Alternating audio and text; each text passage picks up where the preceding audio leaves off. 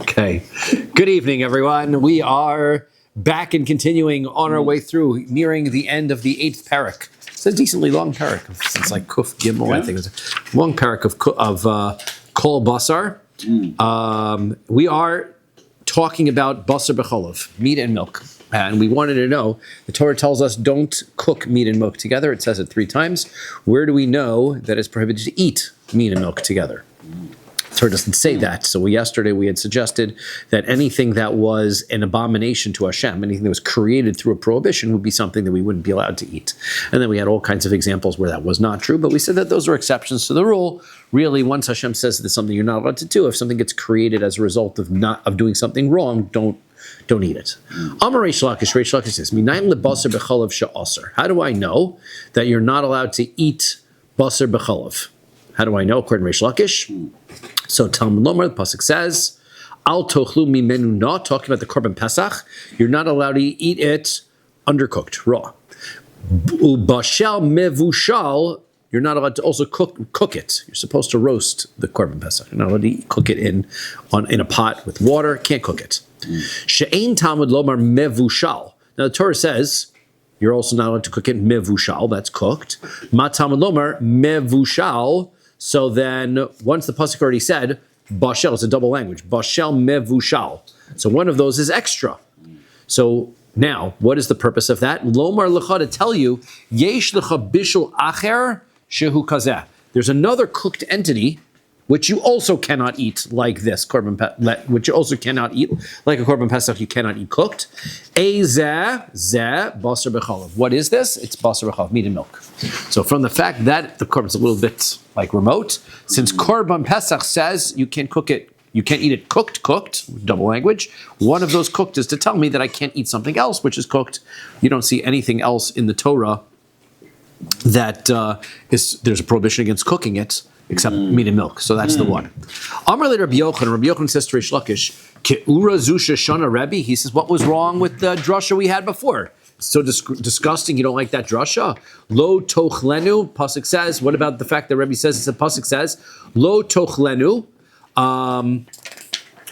This is talking about psuli mikdashim. That's things that are ruined for kedusha. You're not allowed to eat. It says the whole pasuk is rak hadam lo tochelu. You're not allowed to eat the blood. Al artish bechenu kamayim. You got to spill it on the ground like water. Then the pasuk says lo tochlenu leman yitav lecha. Don't eat it so that things will be good for you. Now pasuk is sort of extra.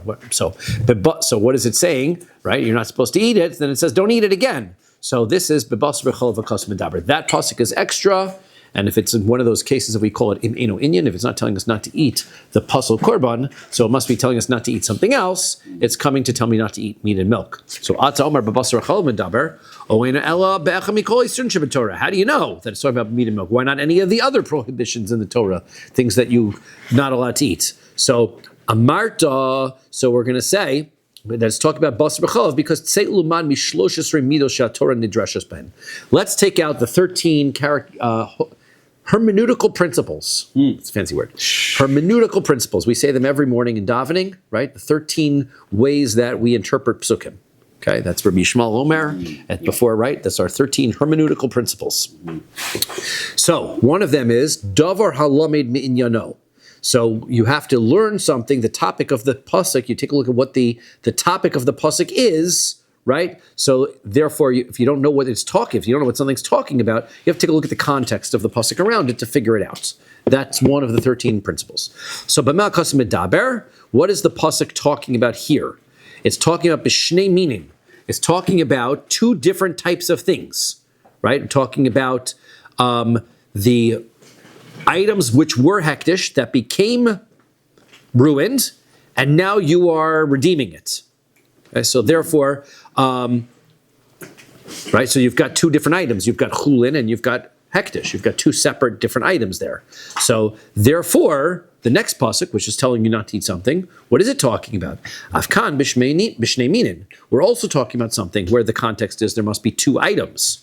So therefore, where do we get 2 items and there's a prohibition against them? That's basar b'chalav, right? Everything else is 1 item. Don't eat chaylev, don't eat dam, don't eat blood, don't eat. But this is when you get these 2 things, then you can't eat them together.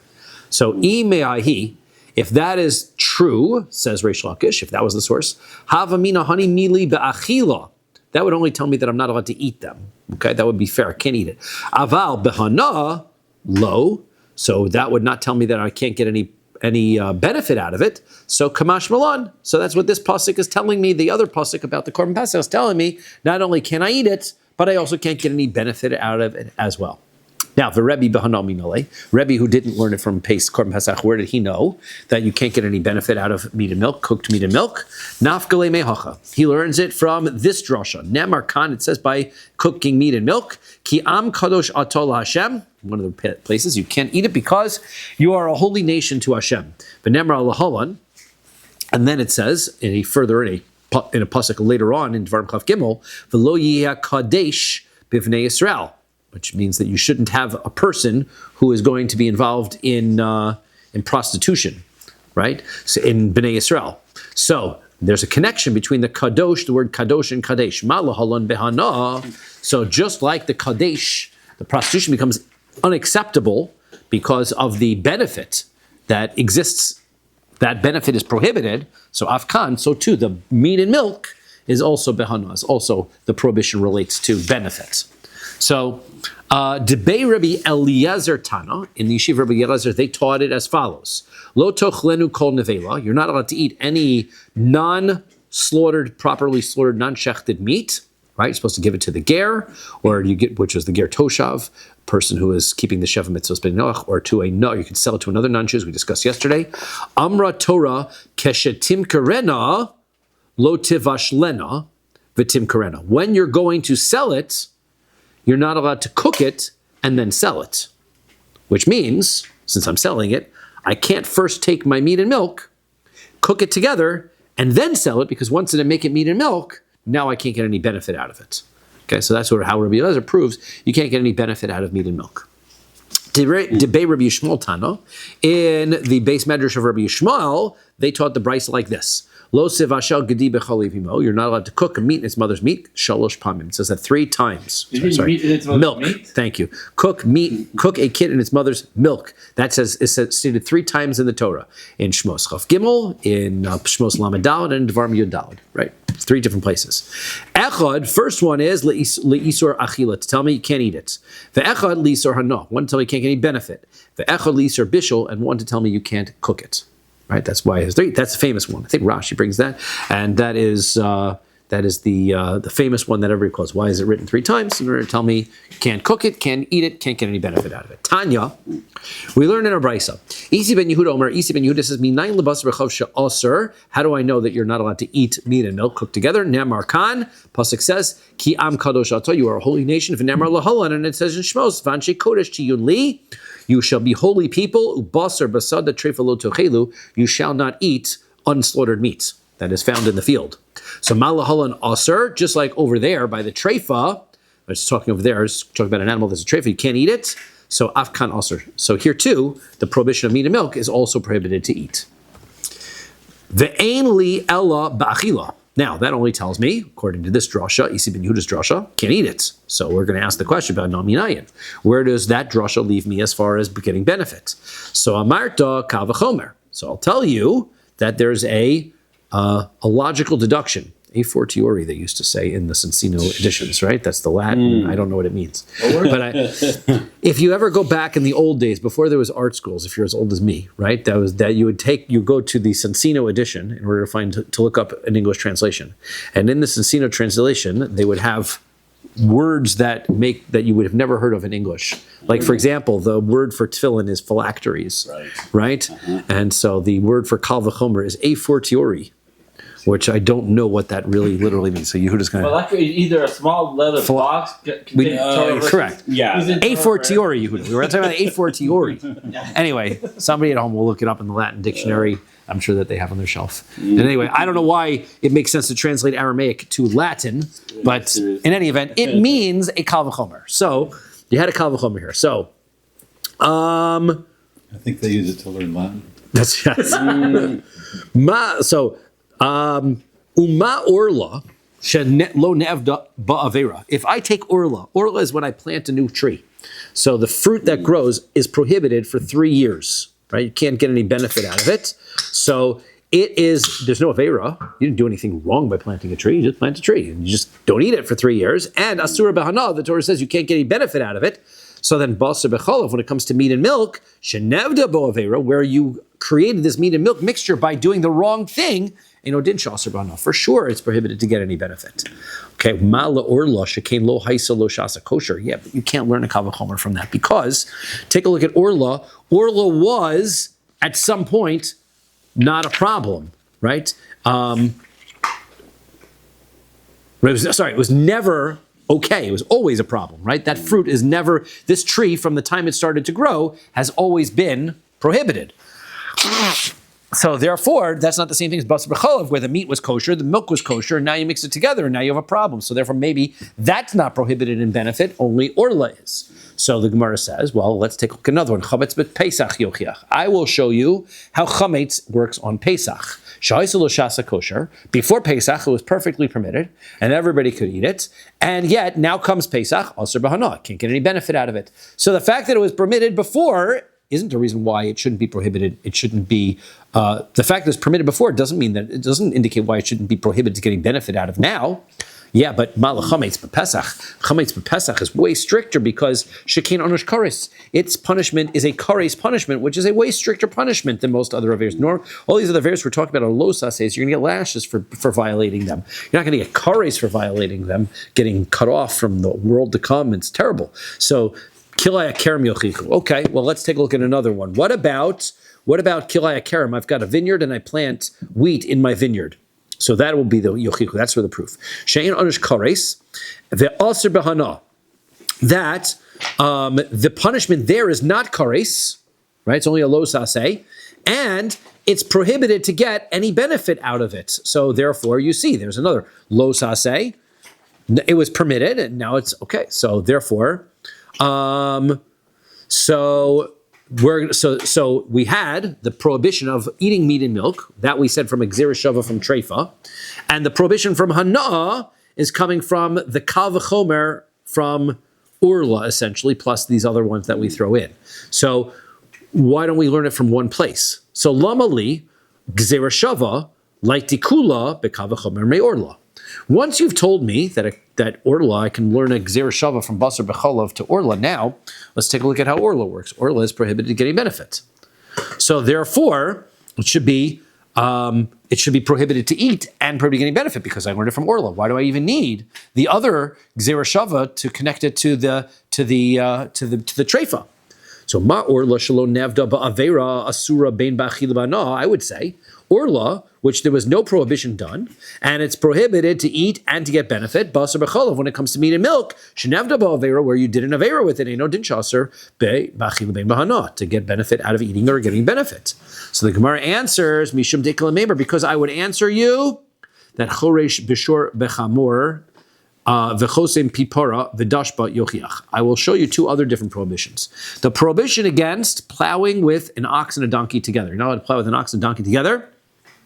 And also the prohibition against muzzling the cow that you're using to thresh. You know what threshing is. So you take the seeds that have the chaff on it. That's where you take the seeds. They have the outside, stuff on it. Put it on the floor, and then they would take an animal and they would walk over it in order to separate the grains out from the chaff. So you're not allowed to muzzle your animal. It's doing it because it's hungry, right? So it should be allowed to eat and graze from what it's working on. That's one of these examples of things we're not allowed to treat animals poorly.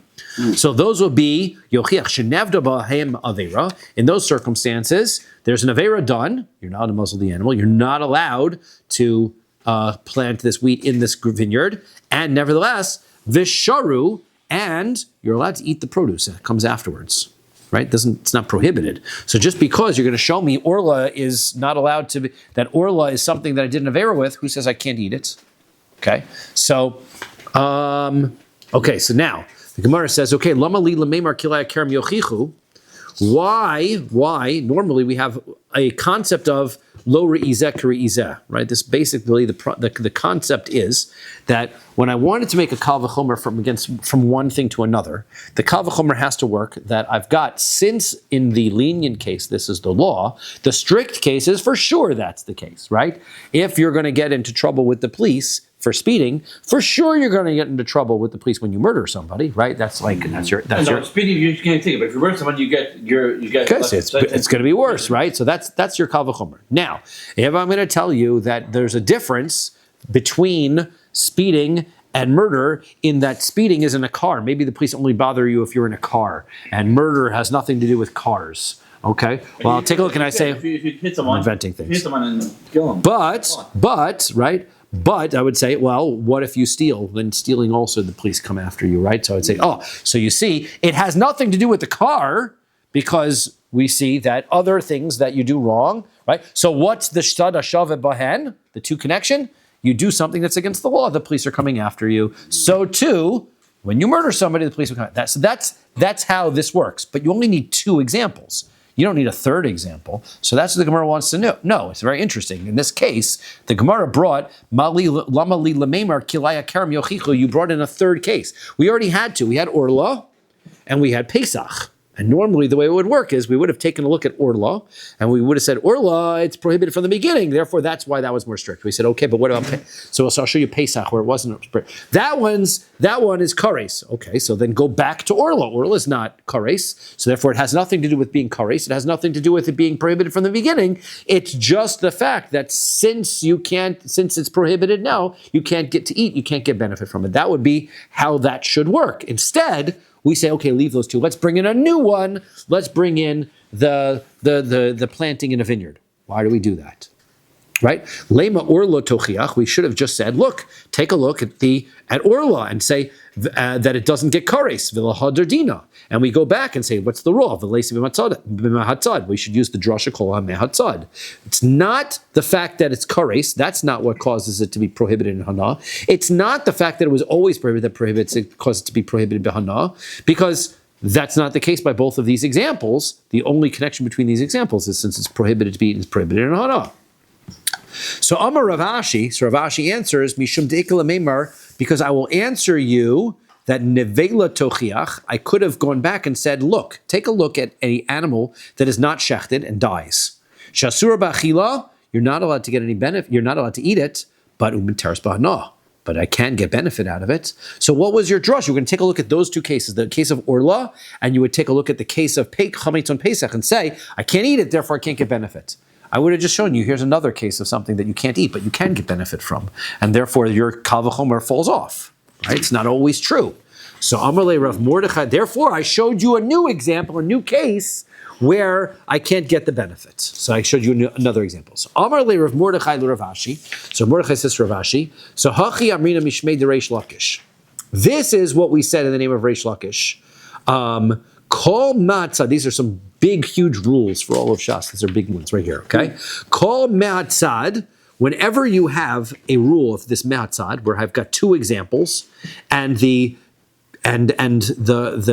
I'm trying to say that since these two are not quite exactly similar, therefore that's not the factor that makes the difference. Whatever their common factor is the factor that does make a difference. Therefore I can learn it over to a third case. Whenever you have that, migufo parchinon, me alma lo parchinon. The rule is you can ask a question on those two items themselves. You can say, yeah, but those two items are still similar and dissimilar to the third case that you're trying to compare it to, right? You ultimately can't say, oh, well, okay, but speeding is it's a misdemeanor and the other ones are more severe crime.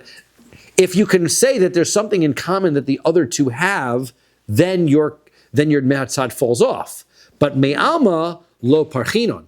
But if you're just going to bring a proof from a different location, that you can't do. So therefore, what did you just do? You just tried. You had two examples. You had chametz, and you had orla. You said, yeah, but what does that prove? That proves that it's not kares, it's not the fact that it's prohibited from the beginning, therefore anything that you eat becomes prohibited. And you said, what was the question on it? Well, I'll bring you a different third case, that nevela, that doesn't matter.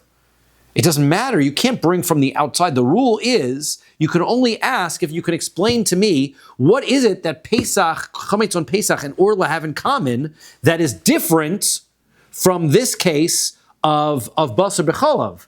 If you don't ask that question, you just show me some third, I would just say, Fine, it's not similar to Nevela, but it is similar to these two. Why are you bringing me another one? So the Gemara says, okay, ihachi, if that's true, tesim mehatzad. If that's true, then Orla and Chametz and Pesach, the question against Orla and Pesach from Nevela falls off. And Orla and Pesach is a valid way to prove that I can't get benefit from Basar B'Cholav. So the answer is no. Here's the question. Mishum Dekla Meifrach, because I could ask, Mala Tzara Shavish Bahen Shekain Gidule Karka. There is something that Chametz on Pesach and Orla have in common that is not the same with Basar B'Cholav, and that is they both grow from the ground. Chametz on Pesach is wheat, and Orla is something that grows from the ground. Those two have something in common. That's different than Basar B'Cholav, which is different. Therefore, it might be that things that grow from the ground are prohibited. If you can't eat them, you can't get any benefit from them. But things that don't grow from the ground are not. So that was a good question. So they had a good question. They had to bring a third case. Ihachi. Well, if that is the case, okay, so then hashanam yikla mifrach. What's your third case that you brought? You brought a third case. Third case was a vineyard, and I planted wheat in the vineyard. And I said, oh, now that I bring a case, the third case, then you see that you can't get any benefit from Basar B'Cholav. Yeah, but Malak Kahal Yereim Shekain Gidule Karka, that one also grows from the ground. You just brought another case, doesn't help us. The third case has the same problem. All the cases you keep bringing where I can't get benefit because I can't eat it are all cases where the item grows from the ground. Basar B'Cholav doesn't grow from the ground. It's meat and milk. They don't grow from the ground. So Amar le Rav Mordechai le Rav Ashi. So Rav Mordechai says to Rav Ashi, Hachi amrina mishmei de Reish Lakish. This is what we say in the name of Reish Lakish. Kol ma'atzad parchinan kol dehu. He says that whenever you've got a ma'atzad, which from two sources, so then you can ask the question if you find any kind of thing that connects the two of those two things. We take a look at those two things. Oh, they grow from the ground. Okay, so it grows from the ground. That item, the fact that it grows from ground, does that make it more strict, less strict? No, it just makes it different. So therefore, the fact that it grows now, because I have two items, I can say, this one grows from the ground, this one grows from the ground, it's different than Basar B'Cholav. Okay, that's a fair question. However, if I've got something called lo imamart, which is when I'm learning it from a different source, right? So now, kal v'chomer parchinon, kol dehu lo parchinon. The only way for me to knock it off is for me to say that one case is way more severe than the other case. I can't just say, oh, that grows from the ground also. Now you brought to me this other example, right? You brought this example from a vineyard where I planted wheat in it. Now I can't just look at it and say, well, it also grows from the ground. That's not good enough. Now you have to tell me, why is it the fact that it grows from the ground should make it less prohibited from the fact that it doesn't grow from the ground? That doesn't make any sense. There's no reason why it should be more prohibited or less prohibited just because it grows from the ground. Since there's no rational reason why it should, now there's no question. The fact that they brought the third example changes it from a me'atzad to a lo imamart, and says lo imamarta, and since it's a lo imamarta, so it's a different type of a drush, it needs to be knocked down by a kal v'chomer. It needs to be knocked down by something being stricter. Okay, so now, v'lefrich lekulahu. So let's ask on all three sources together. In other words, you said, well, it's really just one source now because the one source is the grain. Okay, so now, but it depends on how you look at it.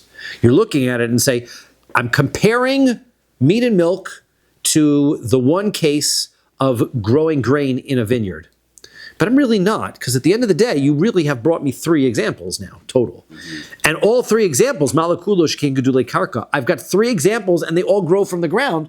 That for sure should be something that you see. There's a commonality. You're seeing a common denominator here. And therefore the kal v'chomer is not necessary. It's just the fact that you can see a common denominator between all of these. Therefore the drasha falls off. Ella amar le Rav Mordechai le Rav Ashi. So Rav Mordechai said to Rav Ashi, Hachi amrina mishmei de Reish Lakish. This is the rule that they said in Reish Lakish. Chada mechada. Okay, if I'm going to learn one item from the other item, okay, if it's a one-to-one, if I'm looking in the Torah and I've got one case and I want to compare it to another case, okay, so what's our rule? How do we know when we can rule it? When we can learn one from the other? Kula v'chumra parchinon. We have to be able to know which one's the strict one, which one's the lenient one. You can always learn a more lenient case. You can always learn a more strict case from a lenient case, but not the other way around. If I can tell you, for example, that chametz is different because it's got kares, then that's a reason why I can't learn from it, right? Kol dehu parchinon. So therefore, right, kula v'chuna parchinon, but kol dehu lo parchinon. But you can't just say, hey, that's different. Okay, very nice, it's different. You need a kal v'chomer. It has to be, you have to tell me why that shouldn't be the law, if it's one-to-one. Chada mitarti, rule number 2. If I'm learning one thing from a set of 2 things, like we were trying to do before, afilu kol dehu parchinon. Then all you got to prove is the 2 things that you're trying to learn from have something in common that the third doesn't belong in the same group. Because now, how does that drush work?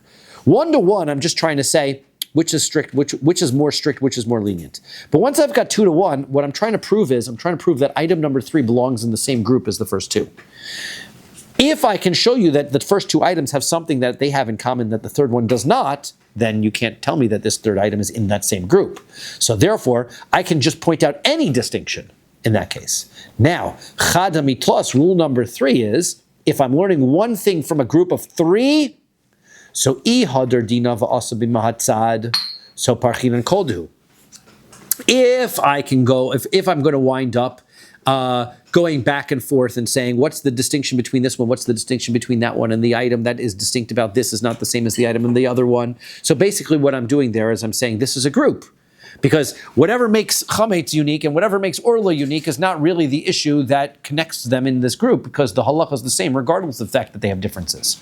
So then, if that's the case, parchin and koldu, then as long as you can show that this item doesn't fall into the same group, then you're right, which is what we're trying to say by this circumstance. I've got 3 items, they all grow from the ground. So I'm saying, hey, maybe all, but v'ilo, but if that's not the question from the third item, kula v'chumra parchinon, then we're going to look at it as which one's more strict and which one's more severe. And in that circumstance, kol dehu lo parchinon, you can't just ask anything. Then you have to be able to prove which one is more strict and which one is less strict. So therefore, we're going to take a look and say that clearly the basar b'cholav, right, that's going to be the one that is going to be the more strict, and therefore the case of the kilayim, we can learn from it. Okay. Yes, okay, good. So, well, what we're going to say is the strictness of it can't be the fact that it grows from the ground. There's other issues of strictness to it, right? But the fact that it doesn't grow from the ground, the fact that milk and meat doesn't grow from the ground isn't a strictness or a leniency, right? It just is what it is. And that's no longer the circumstance. So that doesn't separate it. Therefore, it falls into the category of that those prohibitions that you can't get any, that you since you can't eat it, you can't get any benefit. Okay. Then, that's right. Got it. I'll take some. The lifroch. It's there. Nice. Okay, the lifroch. Why didn't we ask the following question? Why don't we take a look at and say, well, 1 second though. I will show you a strictness that does distinguish it from meat and milk, and that is that this growth. I plant seeds in a vineyard, if I plant wheat in a vineyard, it was never permitted. That certainly makes it stricter. That's not just the fact that it grows from the ground. Now, something is never permitted. It seems to be stricter than something that was once permitted and became prohibited.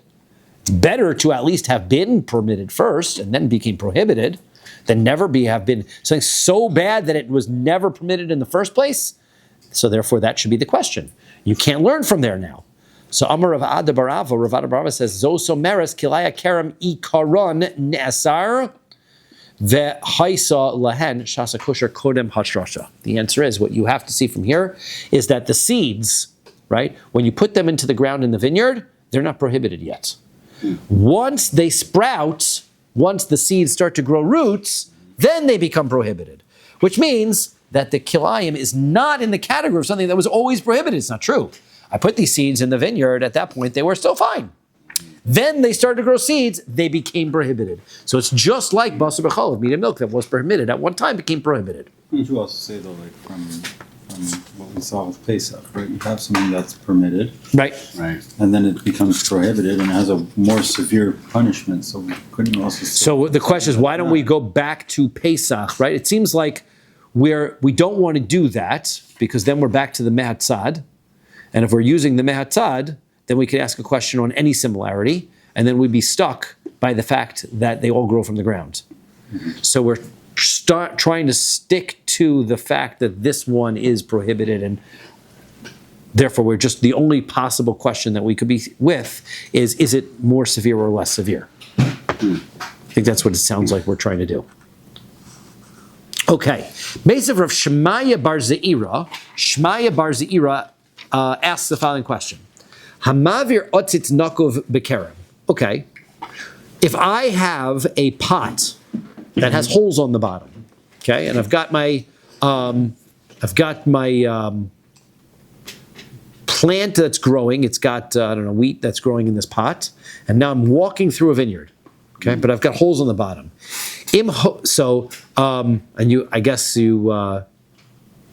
Right there, well, you put it on the ground in the vineyard, and now the plants start to grow, and now it's obtaining some kind of nutrients through the holes in the pot. You assume because you put the whole pot on the ground. Im hosif masayim aser. If it grows 1/200th additional, right, that little bit of growth, then that now becomes prohibited. Because it's now its growth, whatever percentage, however tall it was before, was this tall, now a little bit more, 1/200th additional growth tells me that it has now received too much benefit from the vineyard and it becomes prohibited. So now, that tells me...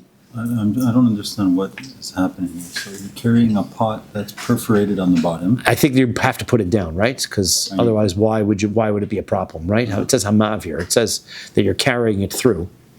So you put it down, and the issue is what? That it's getting nutrients from the soil underneath. The soil of the vineyard. Correct. That's what's happening. Okay, so now, hosif, if it adds on from what it was originally, so then that's when it becomes prohibited. Lo hosif, if it doesn't, lo, so then it doesn't. So...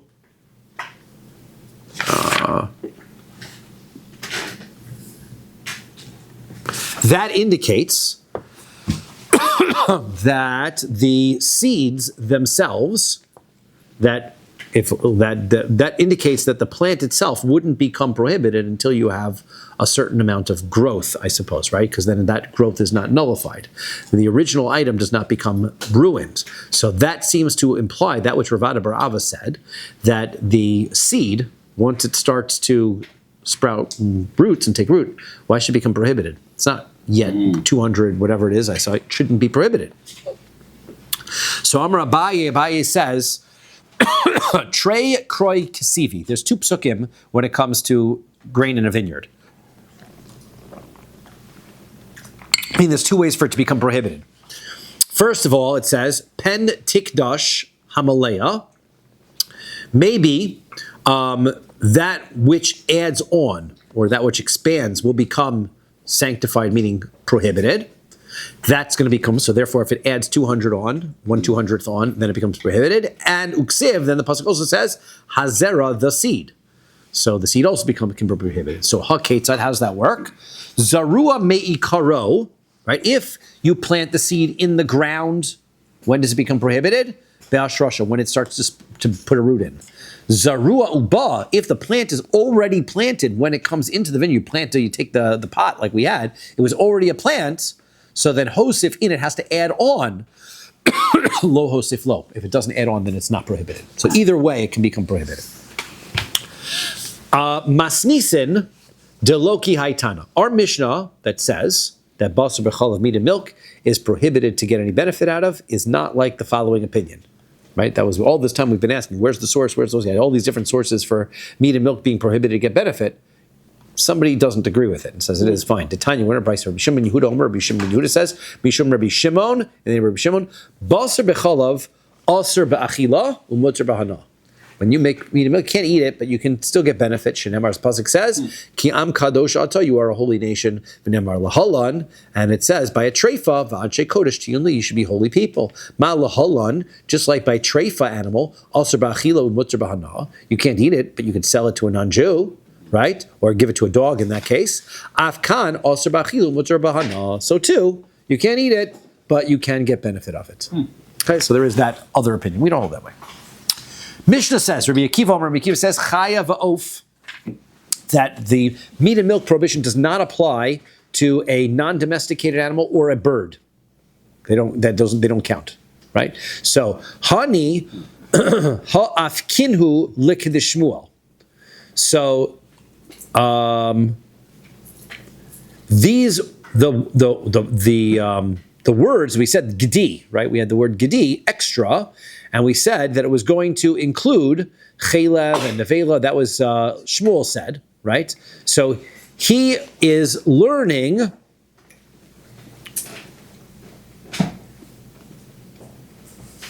Right? He had learned that those words, the words gedi, differently. So he said, how did he learn them? Hang on, let's see if he has a recap here in the notes. The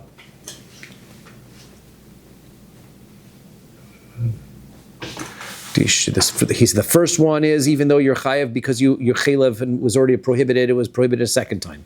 Gedi, the second one is tell me the what do you call it? The fetus, right? The fetus is also prohibited in basar v'chalav. And then the third one, Shmuel said that a non-kosher animal is not included in basar v'chalav, right? And so now Rabbi Akiva agrees with all of those halachos, right? All of the words are already used up. So the question is, where does he learn that you are not violation of basar v'chalav if you eat chaya or an oaf? So Kasavar Rabbi Akiva holds Isser Chal Isser, number one. He holds that a item that's already prohibited, you can make it prohibited a second time. So therefore, Chaylev Umesa Lo Tzrich Ikra. I don't need a pasuk to tell me that if I have chaylev, I can't cook it with milk. That is one of Shmuel's things. Shmuel says, I need a pasuk for that. I don't need a pasuk for that because it's already for sure that's prohibited. Shalil Gedi Ma'al. And second of all, the fetus, that's just a calf. That's the same thing. We were wondering about, right, why do we consider the calf not a calf? Rabbi Akiva says, for sure, it's a calf. So therefore, I don't need a pasuk for that. So Yatrila Kulahu, Prat L'chayva Of V'hema Tameya. So all three of the Gedis are not necessary according to any of those drashos. He holds those same halachos, but he doesn't need the psukim for them. Therefore, I've got three psukim to tell me that a non-domesticated chaya is not basar b'chalav problem. Fowl, chickens, birds are not basar b'chalav, and also the non-kosher animal. The non-kosher animal is not basar b'chalav. Rabbi Yossi Glili over Rabbi Yossi, that's how Rabbi Akiva learns. Rabbi Yossi Glili says, Nemar lo tochlu. The pasuk says, you shall not eat all nevela, and it also says, lo shivashal gedi v'chalevimo. So therefore, he says that anything which is, and they're written next to each other, anything which is prohibited to eat because it's a nevela is also prohibited as basar b'chalav, meat and milk. So therefore, birds can't eat them, they're nevela.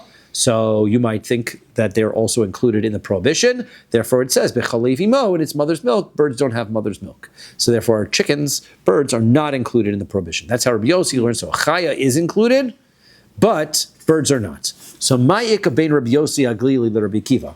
Why is it that Rabbi Yossi Aglili and Rabbi Akiva what's the difference? What's the distinction between them practically and halacha? Ika beinayu chaya, the non-domesticated animal. Right? Rabbi Yossi Aglili savar chaya deoraisa. According to Rabbi Yossi Aglili, he says that's a Torah prohibition. And Rabbi Akiva savar chaya derabanan. Rabbi Akiva says it's not a Torah prohibition, only rabbinically prohibited, the chaya, because he excludes it from one of those psukim. E-boy say, more else if you want, of ikabeinahu, maybe even birds, chicken is different. Rabbi Akiva says chaya va'of einon min Torah. He says that non-domesticated animals and birds are also not from the Torah. Hamid rabbanan asiri, which means that they're prohibited rabbinically. He says you can't eat them, but midrabanan. Rabbi Yossi Aglili savar. Rabbi Yossi Aglili says, "Of afilu midrabanan nami lo aser." Chicken is even permitted midrabanan. Go ahead and have your chicken burgers with cheese. Right? That's one version of Rabbi Yossi Aglili's opinion. Tanya nami hachi. We also have a brisa that suggests the same. B'mkomo Rabbi Eliezer, in Rabbi Eliezer's place where he used to live. Hayukorson eitzim lasos pechamim. They would cut down trees in order to cut up wood, in order to be able to make coals. So lasos barzal, in order for them to be able to melt down and make some steel, and then that would then lead them to be able to make a knife and do a bris milah on Shabbos. We know that bris milah is permitted on Shabbos, right? You're allowed to do a bris milah because it says in the Torah you have to do it on the 8th day. You do a bris milah on Shabbos. question, but argument between Rabbi Eliezer and Rabbi Akiva is, or Rabbi Eliezer the Chabim, right?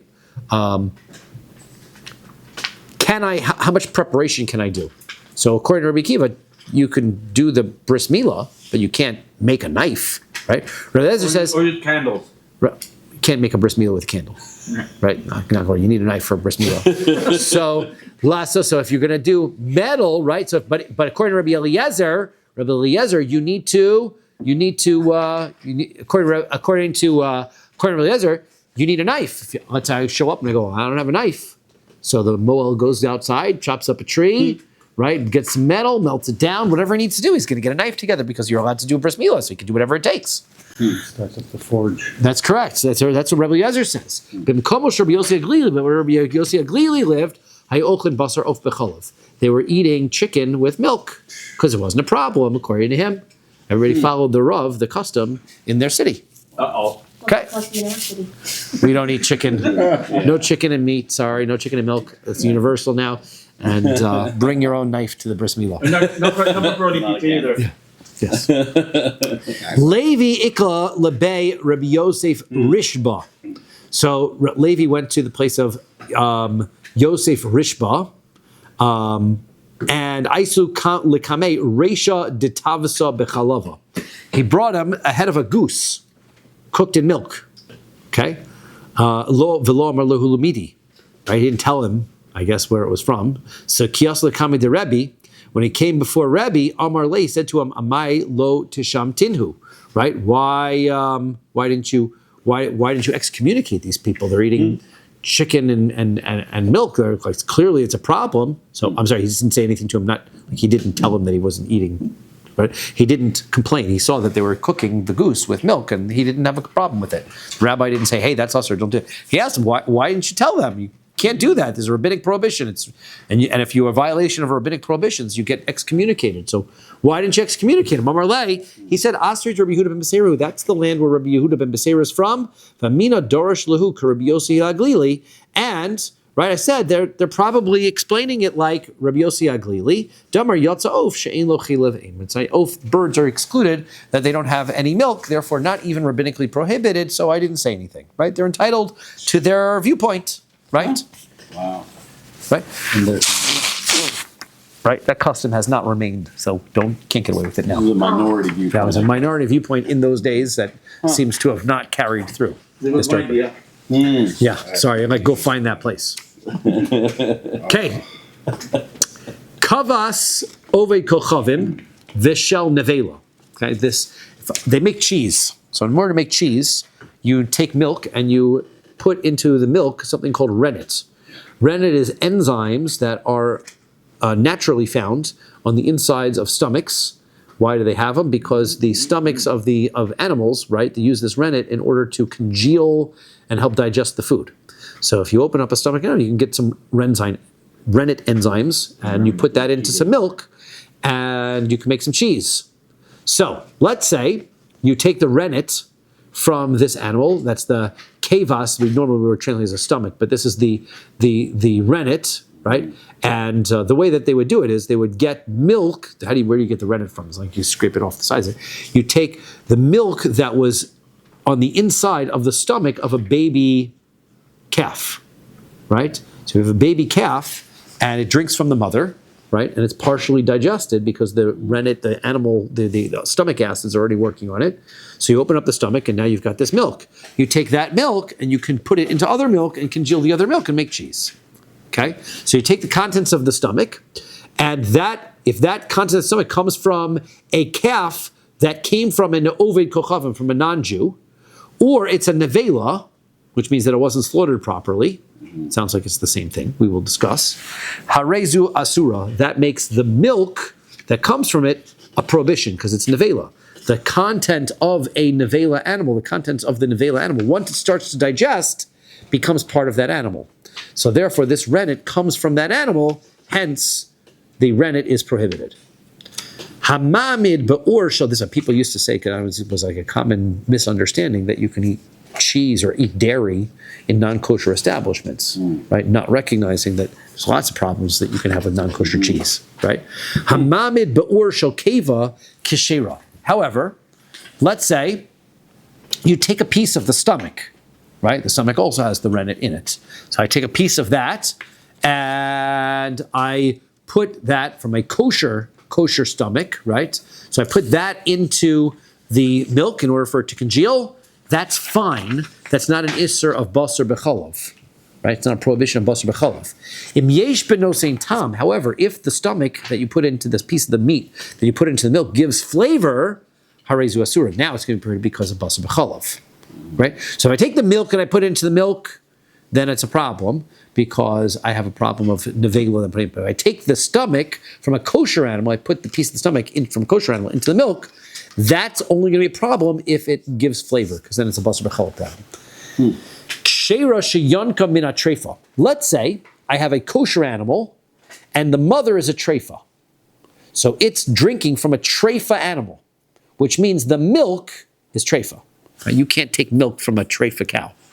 Right? So now I am the calf has now got trefa milk inside of its stomach. Kevasa asura, the milk that's inside of that calf is prohibited. It's trefa. Okay, can't take it. Trefa sheyanka min kshera, if the calf is a trefa and it drank from a kosher animal, kevasa muteres. Now the milk is fine. The milk basically is whatever status it was when the calf drank it. Okay? Because the milk is just collected inside of the insides of that animal. So if it was a treif milk, you couldn't use it. But if it was kosher milk, it doesn't matter if the animal is treifa, you could use it. Okay, says the Gemara. First question is, Atu kevas ove kochavim lav nevelahi. What are we calling? We're calling the stomach of a non-Jew. We had the milk that came from the stomach of an animal that was from a non-Jew, or nevela. Wasn't that the same thing? Why is it a problem if it comes from a non-Jew? Because he didn't shecht it. So he's selling you the contents of the stomach. He's selling you the rennet. So therefore, it's not kosher because he didn't shecht it. It's the same issue. Some Rav Huna says, "Hacha belokeach gedimina ovi kochavim askinon." What's going on here is we didn't buy the rennet, we bought the calf, right? So we bought the calf from a non-Jew, and then we cut it, we shecht it, and we open it up, cannot use the milk. Why? It's not shecht, it's not a shechting problem. Chayshinon shema yonak min atrefa. You don't know what kind of animal the kid was drinking from. The non-Jew could have let it drink from the mother, which was a trefa. Omi chayshinon shema yonak min atrefa. Is that really something we're worried about? Maybe the animal drank from a mother animal that was a trefa. V'atanya, we weren't in a brisa. Lokchim beitzim min ha'ovdei kochavim. You're allowed to go to the store and buy eggs from a non-Jew, right? You don't need hechsher when you're buying chicken eggs, assuming that the only thing you have to be careful is looking for the blood spots after you crack them. Yes, and you also have to make sure that they're really chicken eggs, not from a non-kosher bird. Not snake eggs, not ostrich eggs. Not ostrich eggs, right? But if you look, you can see they're basically. Eggs look different, right? So you see these are chicken eggs, and also we have an FDA in the United States. I don't know what they have, the Ministry of Eggs in Canada, and so they are protecting, making sure that if you write chicken eggs, it has to be chicken eggs. You don't need a hechsher on the eggs, right? But why not, right? You don't have to worry that the egg, that the non-Jew, the farmer, right? He was slaughtering. He killed the chicken, died, and then he opened it up, found an egg, and put it with the dozen. It's not from a kosher animal, right? Or velo mishum trefa. What about if the chicken was a trefa? Then the egg is a trefa. How do you know that the egg's not a trefa? So the answer is you don't have to worry about that because it's so unusual, not likely the case. You don't have to worry about it. So if that's the case, you don't have to worry about it being because it's so unusual. Why do you have to worry about when you buy a calf that the mother was a trefa and it's drinking from a trefa animal? So unusual. Ella Ema. Yes. With trefa animals, right? We only know sometimes that it's a trefa afterwards. Afterwards, yes. Right? So it has to be something which is visible, right? Like, for example, it's missing a leg. Living trefa. Yes. What we're talking about. You'd have to have some way of knowing, right? Otherwise, it's presumed to be kosher. Correct. We were presumed to be kosher until then. But there are clearly animals that have trefa problems by you look at them. If you see an animal limping and it's a permanent limp or whatever. Well, limp is going to be, remember, don't make a confusion between a blemish and a treifa. It has to be very significant. Some example that we had was where the part of the back leg was cut, right? Like most of the way up, right? So that can make it a treifa, and that's pretty obvious, right? You don't need to get inside the animal in order to know that. So if they shuck the chicken and there was an egg inside the chicken is kosher. Then the egg is also But kosher. if a ben pekuach has a baby with a non-kosher, with a non-ben pekuach, and the fetus comes out non-kosher, it's not consistent. Wait, say that again. If you have a ben pekua That has a baby with a non-ben pekuach, the baby's not. The baby is also the baby is It's not ben pekuach. It's not kosher. the baby is not shechtable. That's our problem. Yeah, there you go. Right, you cannot shecht it because the shechita may not work. Right, that's the part. Okay. Right, because it might have already been shechted when it was when it was in the mother. Right, that's why it's not. The shechita doesn't necessarily work. Okay. That was confusing the status being passed. Right. Okay. Because so now, Ella, Ema, Chayshinan Shema Yonak Minatmeya. Rather, the problem is we don't know if the calf nursed from a pig. There are lots of animals on the farm, right? How do you know where it got its milk from, right? There's like you have whatever, like I feel like there's a movie like that, right? Unusual, though. Yes. Maybe Sharks one.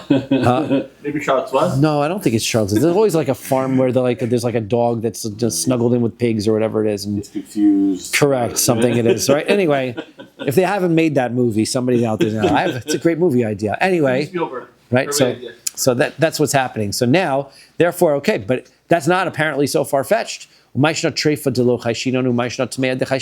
so worried about that it drank from a treifa, but you wouldn't be worried? You're worried that I would drink from a non-kosher animal, but you're not worried that I would drink from a treifa? The answer is treifa lo shchicha tmea shchicha, because treifas are not common. But non-kosher animals are on every non-Jewish farm, right? Got lots of pigs on the farm. What if it's got one calf and it can't find its mother, so it's going to drink from the pig? So ishchicha, so if it's found on farms, so even if you buy from a Jewish person, maybe you found maybe it's got some dogs on the farm, it's got some other non-kosher animals. How do you know that it drank milk from a kosher animal? So even if you buy from a Jew, you should worry about it. So the answer is, Anan dibadlinon minaihu. For a Jewish farmer, when he sees that happening, he says, shoo, get away. You're not supposed to drink from that, right? So he's going to keep, because he wants to keep the kosher milk, right? But b'chichazinan lahu mifarshinan lahu, lo gazru bahu rabbanan. The rabbanan said you don't have to worry about that. Inhu, but when it comes to the non-Jews, de lo b'dili minaihu, right? They don't care. You can eat non-kosher. What difference does it make what is in the stomach of the animal? So therefore, v'chichazu lahu lo mifarshilu. They're not going to say to this animal, who cares what it's drinking milk from? If it's happy, it's happy. Leave it. But if a calf is drinking milk from a pig or whatever, when they have non-kosher food in the body, make it kosher? No, right? Because it's only that which it drank is not kosher, right? It's not going to wind up making the rest of it. Doesn't make the entire internal part of the animal not kosher, right? Because it's encased within the stomach. But it makes the rennet. But it makes the rennet not kosher, correct? Specifically the rennet. And that's why Gazru B'hu Rabbanan. That's why the Rabbanan said now you can't drink the rennet from any animal that you get from a non-Jew. Right? So Shmuel says, I'll explain it a different way. Chada Katani, they mean the same things. Keva Shchita Sove Kochavim Nevela. The stomach that you get from a non-Jew, the rennet that you get from a non-Jew from his animal that has not been shechted. That's just, read it straightforward like that. How can Shmuel really read it that way? If Shmuel really say that? He says, why is non-Jewish cheese not kosher? Why is it that you're not allowed to eat cheese that comes from non-Jews? After all, we learned that the cheese you can only make cheese with kosher milk. Right? You can't make cheese with non-kosher milk. The company Philadelphia, the non-kosher Jewish company, but they sell. Well, I'm saying that you can't, if you have pig milk, you cannot turn it into cheese. Pig milk will not turn into cheese. Camel milk will not turn into cheese. You can only make cheese out of kosher animals. Like goat milk, for example. Isn't that weird? Right? You'd think that somebody who designed the whole universe made animals, right? It seems like it's too coincidental, right? It's too coincidental. But you can only, so therefore, if I know that there's cheese, obviously it came from a kosher animal. So therefore, why can't I just go to the store and buy any cheese that I want? So the answer is they said no. Why? Because non-Jews, when they make their cheese, the milk is kosher, but they might take a piece of meat from a non-kosher animal in order to turn it into cheese. And that will be a problem. So therefore, that means the keva gufa sharia, he means to say if I take a piece of the meat from the stomach, that will be a problem. But he doesn't say the problem is that they take the contents of the stomach and use the rennet. So that means that the contents of the stomach isn't a problem even by non-Jews. So lo kash is not a problem. Kan kodem chazara, kan li acher chazara. Right? There was this back and forth in conversation in Maseches Avodah Zarah.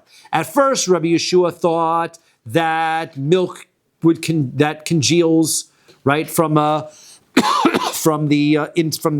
rennet from a nevela would be prohibited. Then he changed his mind and said it was permitted, and therefore he changed his mind. Right? So therefore, there's originally, right, first before he changed his mind. So he says that the milk that is from the inside of the rennet would be a problem from an animal that wasn't shechted. And then after he changed his mind, he said it's not. It's only a problem if you use the meat from the non-kosher animal. But nevertheless, they prohibited rabbinically all cheeses. Okay, that's a place for us to stop. Yes, kshera sheyonka min hatrefa. We're going to talk more about this kosher animal that drinks from a non-kosher animal tomorrow.